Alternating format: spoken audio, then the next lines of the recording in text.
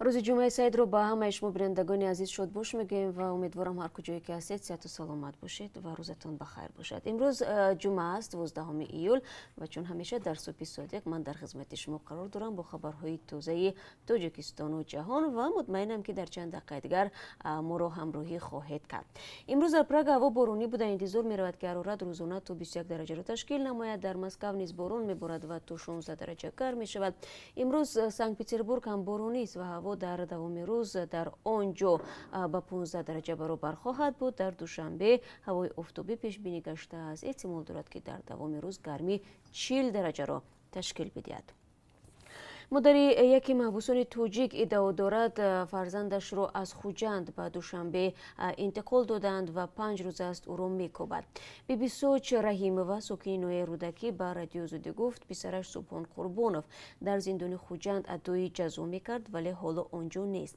در زندان خوجند به مادر سبحان گفتند فرزندش همراه با یک گروه محبوسان به دوشنبه انتقال یافت. مقامات سرایست اجرای جزای جنایتی در این باره شرحی نمیدهند. رحیمова میگوید 5 روز از فرزند میجوید و در این مدت به زندانهای خوجند، دوشنبه و بختر سر زد تا از فرزندش درک یابد ولی کسی به او درباره پسرش معلوماتی درستی نمیدهد. سبحان قربانوف 2 سال پیش با اتهام قصد پیوستن به صف گروه‌های تندرو به 13.5 سال زندان محکوم شد. مقامات او را به آن متهم کردند که گویا میخواست از طریق ترکیه به خاورمیانه برود ولی در نیمه راه بازداشت و به تاجیکستان فرستاده شد. مادر سبحان قربانوف میخواهد بداند که پسرش زنده است و یا مرده، چون از هلاکت 14 زندانی هنگام انتقال به دوشنبه بسیار نگران شده است. بجز از بیبی سوچ رحیمова چند والدین محبوسان دیگر روز 11 ایول برای درک یافتن از سرنوشت فرزندانشان پشت در بازداشتگاه موقتی رقم 1 شهر دوشنبه آمدند. آنها هم گفتند کسی به آنها نمیگوید که فرزندان محبوسشان کجا هستند. مرگ محبوسان توجیک دوام 4 روز اخیر در سرخط رسانه‌ها قرار دارد. هلاکت 14 زندانی در شب 7 ایول که به گفته مقامات سببش نان آلوده بوده است، واکنش‌های مختلف را به بار آورد. جزئیات ناروشن حادثه به تخمین و گمان‌ها کشانده است. مقامات میگویند تفتیش حادثه را ادامه میدهند. در همین حال به گفته حامیان حقوق، مادران حق دارند درباره فرزند خود معلومات طلب کنند و وظیفه مقامات این است که به آنها چنین اطلاع را بگویند. دفتر مطبوعات رئیس جمهوری تاجیکستان تفصیلات ملاقات امالی رحمان پرزیدنت کشور با سروزیر قزاقستان اسکر مامین را نشر کرد. با اطلاع منبع ضمن ملاقات تاکید کرده است که قزاقستان در مناسبت‌های تجارتی تاجیکستان با کشورهای خارجی موقع شایسته داشته. رشد و گسترش بیشتری همکاری تجارتی و اقتصادی با این دولت در اولویت سیاست خارجی رهبریت تاجیکستان قرار دارد. همچنین امالی رحمان اظهار داشته است که تاجیکستان آماده است به سرمایه‌گذاران جانب قزاقستان یک قطار لایحه‌های آینده‌دار را از جمله در بخش‌های اگروصنعتی، انرژتیک، صنعت سبک، کارکرد و استخراج معدن و نقلیات و کمونیکاسیون را پیشنهاد نماید. یادآور می‌شوم که سروزیر قزاقستان 11 ایول با سفر کاری 2 روزه به دوشنبه آمد. وزارت مدافع آمریکا میگوید تصمیم دارد در خلیج فارس که روای کشتی‌های تجارتی را از زیر نظارت کاروان‌های نظامی است به عمل آورد. 11 ایول هنگام ارزیابی نامزدی گنرال مارک میلی نامبرده ابراز داشت که واشنگتن تلاش دارد یک ائتلاف برای کاروان نظامی حمایت کننده از کشتی‌های تجارتی در خلیج فارس تشکیل نماید. چند ساعت پیش از آن بریتانیا ابراز داشت که قایق‌های ایرانی تلاش کردند یک کشتی نفترسان بریتانیا را به حبس بگیرند. واشنگتن ایران و متفقانش را با سلسله حمله ها به کشتی های نفترسان در منطقه استراتژیکی خلیج فارس متهم می کند. تهران ایبنامه ها را رد می نماید. در نتیجه برخورد 2 قطاره روی آهن که یکی مسافربر و دیگری بارکش بوده است در شرق پاکستان کمش 23 نفر به هلاکت رسیده است. طبیب پاکستانی جاوید احمد میگوید در این حادثه 84 نفر جراحت برداشتند. به قول رئیس پلیس عمر سلامت، قطار مسافربر که در خط سیر لاهور بلوچستان حرکت میکرد 11 ایول با یک واگن بارکش برخورده است. وزیر راههای آهن پاکستان شیخ رشید میگوید سبب صدمه هنوز هم ارزیابی می شود ولی شهادت‌های ابتدایی از آن گواهی میدهند که خطا را انسان صادر کرده است. تفصیلات حادثه را در نشرهای بعدی برای شما پیشنهاد خواهیم کرد. در نیمجزیره خلیک‌الدیک شمال و شرقی یونان در نتیجه شمالی سخت 6 سیاره خارجی جان باختند. میانی فوتیدگان دو شهروند روسیه نیز هست. در این باره خبرگزاری ریتر اطلاع می‌دهد. به اطلاع رسانه‌های یونانی میان قربانیان شهروندان جمهوری چک و رومانیای نیز هستند. جفت چخی در پی آن کشته شد که شمال سخت ماشین آنها را چپه کرد. یک زن رومانی همراه پسری 8 ساله‌اش زیر بام طرفخانه در شهرک نیاپلاگیا به هلاکت رسید.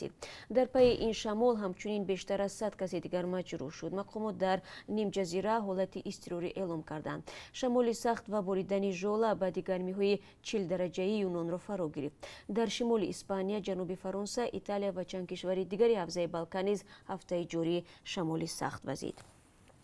شب 11 ایول در کوری شبکه معروف اجتماعی توییتر در سراسر جهان نقصان پیش آمد. در این باره با تکیه به معلومات داون دیتکتور خبر داده می شود.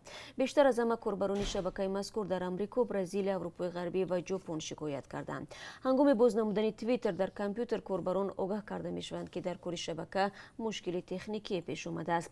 در تلفن‌های همراه نقصان به مشکل داخلی ربط داده می شود. تا حال مسئولان شرکت سبب‌های نقصان را شرح ندادند. و بینندگان عزیز، بازم برمیگردیم به خبرهای مربوط به تاجیکستان. در جلسه مجلس ملی تاجیکستان روز 11 ایول هنگام بررسی نامزد به عضویت دادگاه قانونی اساسی که به نمایندگی از ولایت مختار کوهستان بدخشان تعیین شده است بحثی به میان آمد. وقتی پیشنهاد دادرسی دادگاه کنستیتوسیونی تعیین شدن جمشیدزاده قرائت شد، یادگار فایزов رئیس ولایت و معاون رئیس مجلس ملی درباره شیوه پیشنهاد و تعیین سودی از ولایت مختار کوهستانی بدخشان پرسید. فایزов از عبدالحفیظ اشورزاده رئیس دادگاه کنستیتوسیونی پرسید که مگر به موافقه با مجلس ولایت پیشنهاد کردن نماینده از بدخشان درست است؟ رئیس دادگاه کنستیتوسیونی گفت پیشنهاد نامزدها به حیث دادرس در این دادگاه حق استثنایی رئیس جمهوری تاجیکستان است و بر اساس قانون او حق دارد به مشورت نامزد خواستش را پیشنهاد کند. بعداً به سوال یادگار فایزов شیر محمد شویان رئیس دادگاه عالی عین پاسخ را با شرحی بیشتر داد و محمد سعید عبیداللهیف هم بعد ورق زدن چندین سند گفت تعیین سودیه‌ها در همه دادگاه‌ها در اختیار رئیس جمهوری تاجیکستان امالی رحمان است. بعد این باره وکیلان مجلس ملی جمشیدزاده جمشید به وظیفه سودی کنستیتوسیونی تاجیکستان تعیین شد. بر اساس قانون یکی از دادرس‌های دادگاه مذکور باید از ولایت مختار کوهستانی بدخشان باشد. در پایان جلسه سعید عبیداللهیف رئیس مجلس ملی از دیگر وکیلان مجلس خواست ضمن بررسی مسائل سوال کنند و توضیح بخواهند تا مسئله روشن شود. وی گفت از خاموشی وکیلان نگران هستند و این است کمبودی شما و لبستگی شما نشان میدهد که از ماهیت مسئله دور هستید. مجلس ملی جای بحث و مشورت است گفت. از این یادگار فایزов روز 4 مارت امسال از حوزه انتخاباتی ولایت مختار کوهستانی بدخشان رقم 1 عضو مجلس ملی مجلس عالی تاجیکستان انتخاب شد. او در کرسی پارلمان و رئیس ولایت جایگزین شادیخان جمشید رئیس سابق این ولایت گردید.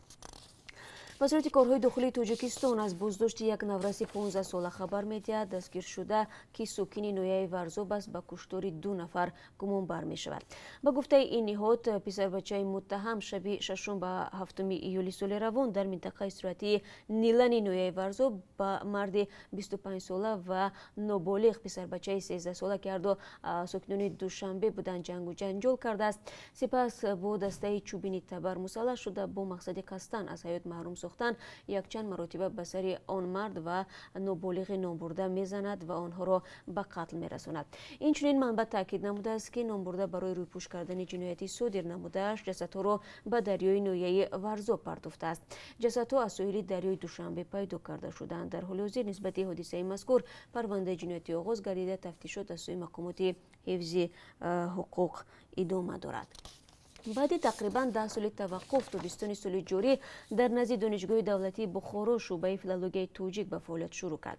با اطلاع مقامات دانشگاه سال جاری قرار است نخستین گروه 25 نفری دانش آموزان برای تحصیل پذیرفته شوند. روز 10 ایول ساکن شهر بخارا ارکین روزیف با نشر مطلبی در شبکه فیسبوک گفت که جریان قبول داوطلبان تحصیل در شعبه فیلولوژی توجیک دانشگاه دولتی بخارا شروع شده است، ولی به ادعای او توجه زیاد نیست و تا حال تنها 3 نفر عرضه تحصیل در این فاکولته را دادند. روزیف در یک صحبت تلفنی با رادیو آزادی گفت که خبر باز شدن رشته زبان و ادبیات توجیک در مؤسسه اولی بخارا هنوز دسترسی قشر وسیع جامعه نشده است، ولی دکان فاکولته فیلولوژیا دلشاد رجبوف میگوید که اطلاع ضروری درباره شروع قبول داوطلبان در صحن خود دانشگاه و هم وبسایت رسمی این مؤسسه نشر شده است. از این رو آنها باور دارند که جوانان از این اعلان بخبر نمیمانند. افتتاح دوباره شعبه زبان و ادبیات توجیک در دانشگاه دولتی بخارا یکی از تدبیرهایی است که در عهد همکاری‌های نوی سیاسی و فرهنگی تاجیکستان و ازبکستان عملی می‌شود.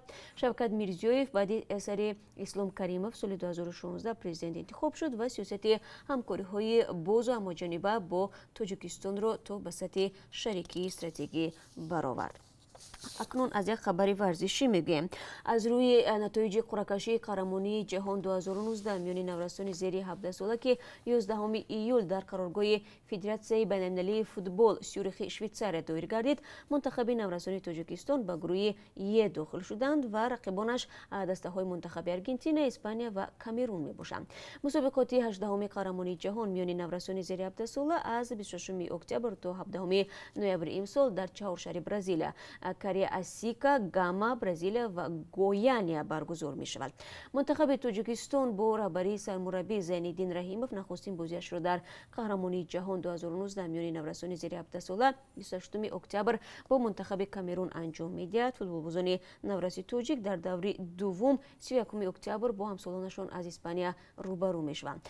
بازی آخرین مرحله گروهی را دسته تاجیکستان 3 نوامبر با منتخب آرژانتین برگزار می کند.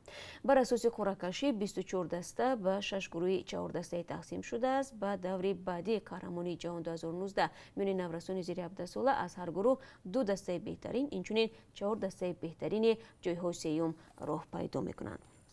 و طبق قرب اسعار خارجی که برای امروز از سوی بانک ملی تعیین شده است، $1.9.43 درهم، 1 یورو 10.10 درهم و 1000 روبل روسی به 149.80 درهم برابر شده است. یعنی نسبت به روز گذشته قرب روبل روسی اندک بالاتر است. با امید دریافت خبرهای خوش و با امید دیدن شما در پخش‌های مستقیم بعدی برای شما روز خوب می‌خواهیم و فراموش نکنید که بعد از تقریبا 3 ساعت دیگر بازم با شما ملاقات خواهیم داشت در همین جا در آزادی ویدیو کانال ما در یوتیوب و بعداً برنامه خبری تقدیم شما می شود. تا اون دم روز خوب داشته باشید و روزی جمعه سعید باری دیگر مبارکتون باشد.